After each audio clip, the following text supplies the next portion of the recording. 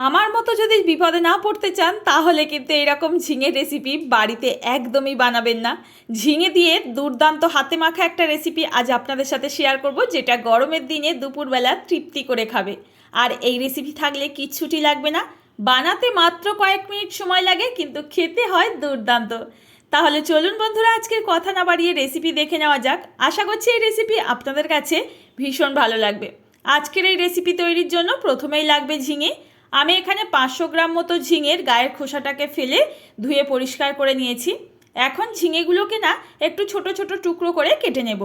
বন্ধুরা, এইভাবে যদি ঝিঙে হাতে মেখে না বানিয়ে থাকেন কখনো, আমার অনুরোধে একবার বানিয়ে দেখার জন্য রিকোয়েস্ট রইল। সত্যি বলছি, কয়েক মিনিটের মধ্যেই কিন্তু তৈরি হয়ে যায়, খেতে কিন্তু দুর্দান্ত। এখানে দেখুন, প্রত্যেকটা ঝিঙে কিন্তু আমি একইভাবে কেটে নিচ্ছি। এখানে ঝিঙেগুলো কাটা হয়ে গেলে আমরা চলে যাব মূল রেসিপিতে। এখানে ঝিঙেগুলোকে একটা বড় পাত্রের মধ্যে আমি এখানে নিয়ে নিচ্ছি। আমি বলবো, ঝিঙে কাটার পর কিন্তু কখনোই ধোবেন না, তাহলে এর মধ্যে জলের পরিমাণটা বেড়ে যায়। এখানে এই ঝিঙের জন্য কিন্তু আমাদের লাগছে সামান্য একটা মশলা। তার জন্য আমি একটা পাত্রের মধ্যে নিয়ে নিচ্ছি 1 চামচ পোস্ত, 1.5 চামচ মতো হলুদ সর্ষে বা সাদা সর্ষে, 1/2 চামচ নিয়ে নিচ্ছি কালো সরিষা, আর 1/2 চামচ গোটা জিরে দিয়ে দিচ্ছি এখানে কাঁচা লঙ্কা। এবার এই সমস্ত কিছুকে খুব ভালো করে জল দিয়ে একটা পেস্ট তৈরি করে নিতে হবে। এই মশলাতে না ঝিঙেটা দুর্দান্ত খেতে হবে। এখানে দেখুন, সমস্ত মশলা আমার পেস্ট তৈরি করা হয়ে গেলে ঝিঙের মধ্যে দিয়ে দেব। এইভাবে এই ঝিঙের মধ্যে সমস্ত মশলাটা দেওয়ার পর দিয়ে দিচ্ছি পরিমাণ মতো একদম খোসা ছাড়ানো পরিষ্কার করে নেওয়া চিংড়ি মাছ।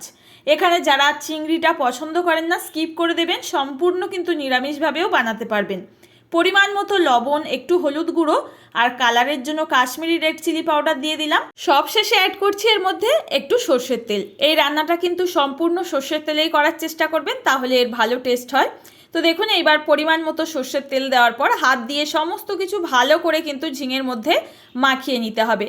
আমি বলে রাখি, এখানে কিন্তু সম্পূর্ণ আপনারা যদি চান নিরামিষ দিনের জন্য বানাবেন, একেবারে চিংড়ি মাছটা স্কিপ করে দেবেন।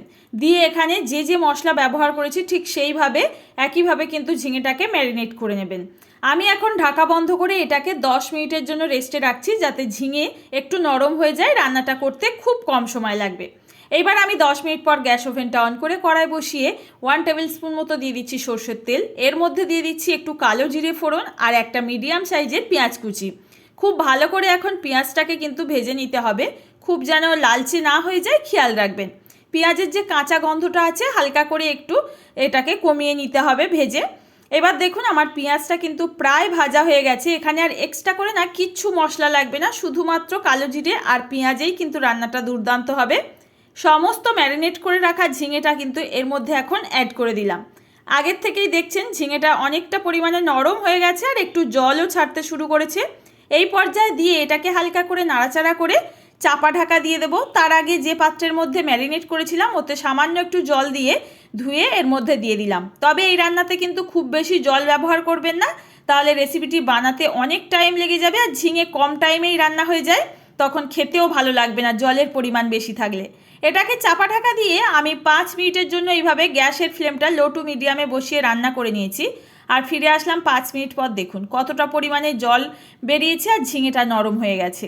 এখন এই পর্যায়ে আমি চেরা কাঁচা পাকা লঙ্কা দিয়ে দিচ্ছি, আর দিয়ে দিচ্ছি আবারও 1/2 চামচ মতো সর্ষের তেল। সবশেষে 1/2 চামচ মতো চিনি অ্যাড করছি। চিনিটা দিলে এই রেসিপিটার টেস্টের ব্যালেন্স ঠিক থাকবে, খেতে ভালো হবে। এইবার সমস্ত কিছু ভালো করে মিক্স করে নিয়ে এটাকে 2 থেকে 3 মিনিট এইভাবে আমি ফুটিয়ে নেব।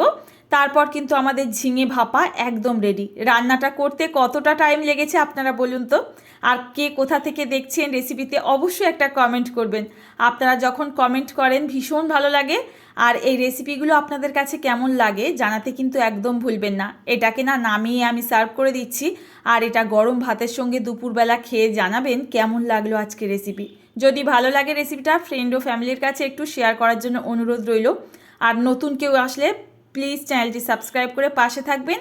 আর পেজ থেকে দেখলে পেজটি ফলো করে নিতে পারেন। আমার চ্যানেলে না প্রত্যেক দিন এরকম সহজ ঘরোয়া রান্নার রেসিপিগুলো আপনাদের সাথে শেয়ার করি। আর এত ভালোবাসা দেন, সত্যি বলছি অসংখ্য ধন্যবাদ জানাই আপনাদের সবাইকে। আজ তাহলে এখানে বিদায় নেব, দেখা হবে নতুন কোনো সহজ রেসিপিতে। ধন্যবাদ।